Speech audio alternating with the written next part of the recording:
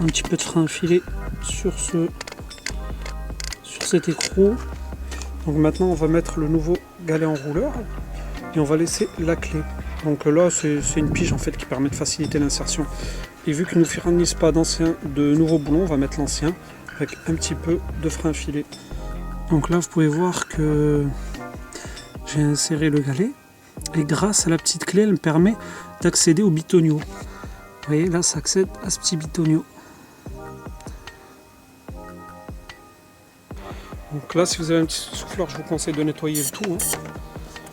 Voilà.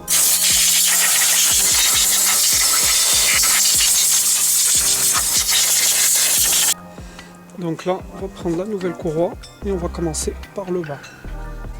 Donc voilà, je viens d'insérer la courroie. Donc on va dire rien de compliqué. Moi je vous dis très honnêtement, marquez votre ancienne courroie parce que ça donne un grand coup de main. Donc à savoir que vous pouvez utiliser cet outil que j'ai démonté au départ. Donc il vous permet en fait de maintenir la courroie. Donc à ce stade on peut enlever le petit outil là. Hop, et on voit que la courroie s'est resserrée. Donc maintenant il ne manque plus qu'à la serrer manuellement. Donc pour cela on va venir insérer une clé Allen pour tendre le nouveau tendeur bien sûr. Et hop, avec le petit point là, on va venir le centrer au milieu. Donc voilà, pour serrer, moi je vais utiliser un miroir. Parce que sur le miroir j'arrive très facilement à voir. Donc c'est vraiment indispensable. Je peux voir que je suis parfaitement dans la mire. Donc maintenant je vais faire au minimum 2 tours moteur dans le sens des aiguilles d'une montre et voir si ça a bougé ou si ça s'est décalé. J'en profite également pour bien vérifier mes repères et je peux voir que je suis nickel. Tous mes calages sont bons. Hop. Donc maintenant j'enlève mes 3 piges et je fais mes 2 tours moteur. Donc voilà, j'ai fait mes 2-3 tours de moteur, donc tout simplement en faisant tourner dans les sens des aiguilles d'une montre, avec un cliquet tout simplement. Donc voilà, après avoir fait au moins j'ai dû faire 5-6 tours de moteur, comme ça je suis sûr. J'ai revérifié la mire, donc il faut que le cercle soit pile poil au milieu, donc à vérifier.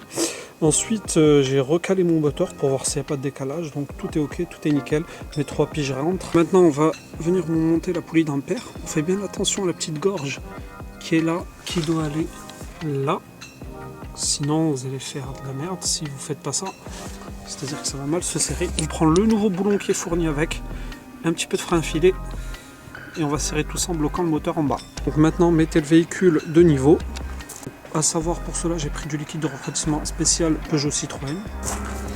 Donc maintenant on va venir démonter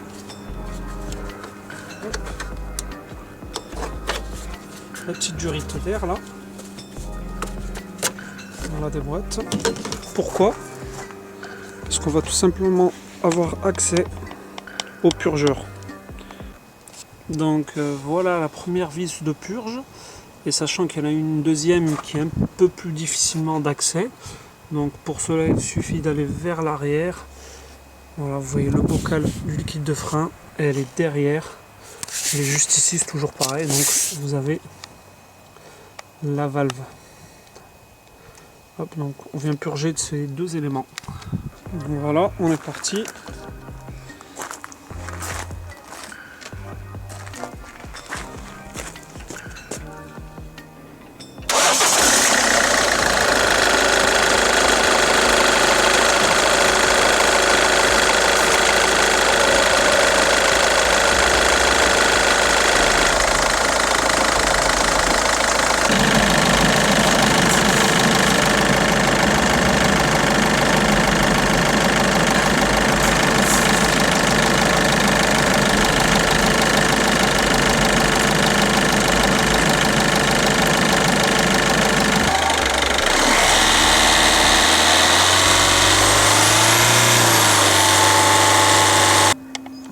Voilà, j'ai rajouté ma petite étiquette